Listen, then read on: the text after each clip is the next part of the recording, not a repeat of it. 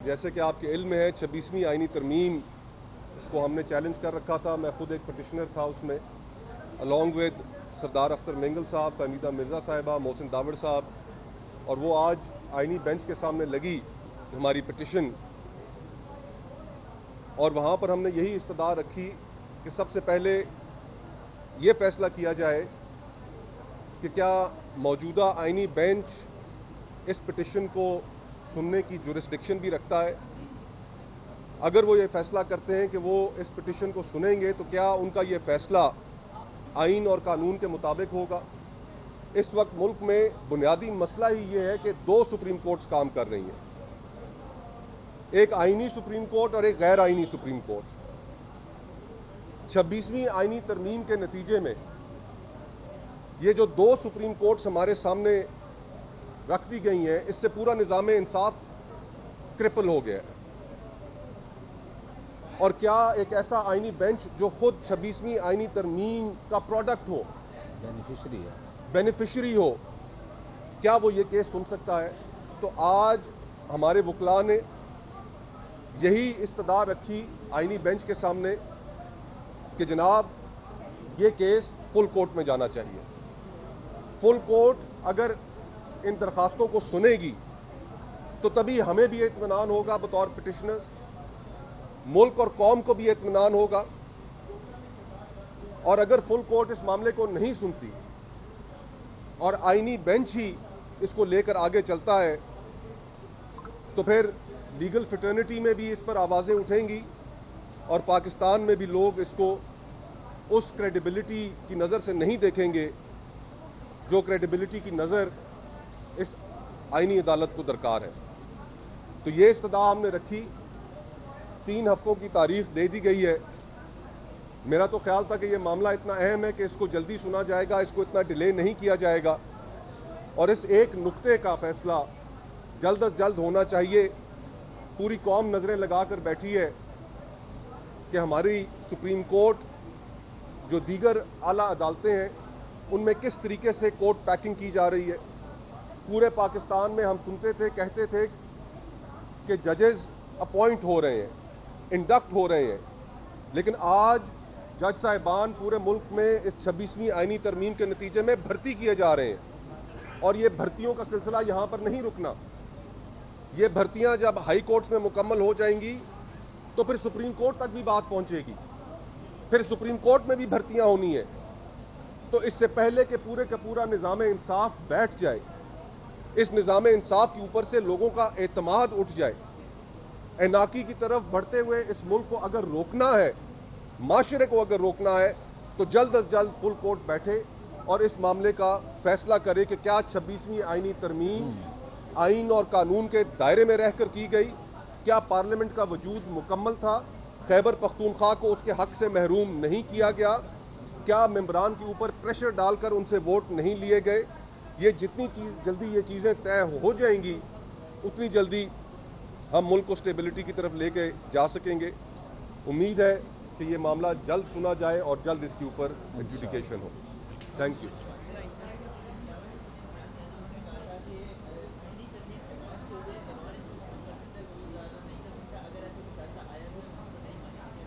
अगर ये ऐवान, अगर ये पार्लियामेंट लोगों की नुमाइंदा पार्लियामेंट होती तो उसके किए गए फैसले सर आंखों पर।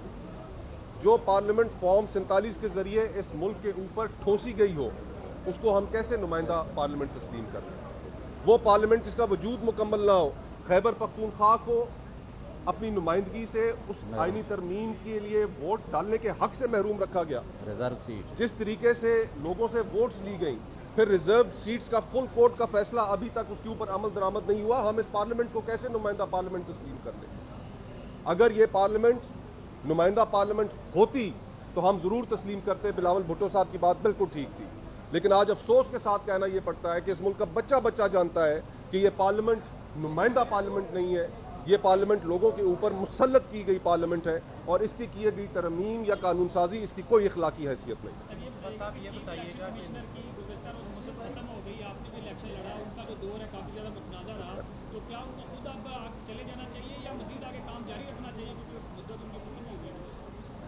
26वीं आईनी तरमीम में ये बात भी तय कर दी गई, टू आवर अटर सरप्राइज, कि जब तक नया इलेक्शन कमिश्नर तैनात नहीं होता तो पुराने ही चलेंगे। अब जो इलेक्शंस कराए गए, जिस तरीके से इलेक्शंस कराए गए, वो इलेक्शंस ये पाकिस्तान की तारीख के मुतनाज़ा तरीन इलेक्शंस हैं। देखें 2018 के इलेक्शन भी फेयर इलेक्शन नहीं थे, उन इलेक्शंस में भी आरटीएस को फेल करना पड़ा। लेकिन ये 2024 के इलेक्शन 2018 से भी बदतर इलेक्शंस थे। हमने अगर इस मुल्क के निज़ाम को ठीक करना है तो जो सिविलियन स्पेस हम सीड कर चुके हैं, ये जो हाइब्रिड का नाम हमारे सामने आ गया, हाइब्रिड प्लस का निज़ाम सामने आ गया, इसने पूरे मुल्क की गवर्नेंस को क्रिपल कर दिया है। आज बलूचिस्तान और खैबर पख्तूनख्वा, वहाँ पर हालात ठीक नहीं है, बाकी पूरा मुल्क आपका पॉलिटिकल क्राइसिस का शिकार है। इन चीज़ों को ठीक करने का सिर्फ एक वाहिद तरीका है। वो कहते हैं ना कि कॉम्प्लेक्स प्रॉब्लम्स की सिंपल सॉल्यूशंस हुआ करती हैं, और सबसे सिंपल सॉल्यूशन पाकिस्तान को ठीक करने की ये है कि आप लोगों को फैसला करने दें कि वो किसको हुक्मरान चुनते हैं। ये बंद कमरों में बैठकर फैसले करके लोगों के ऊपर थोपना बंद करें। यही एक सिंपल सॉल्यूशन है कि लोगों की वोट, उनकी राय को एहतराम दें। ये इस मुल्क की सिंपल सॉल्यूशन है और इसी तरफ हमें बढ़ना चाहिए। साहब ये बताइएगा,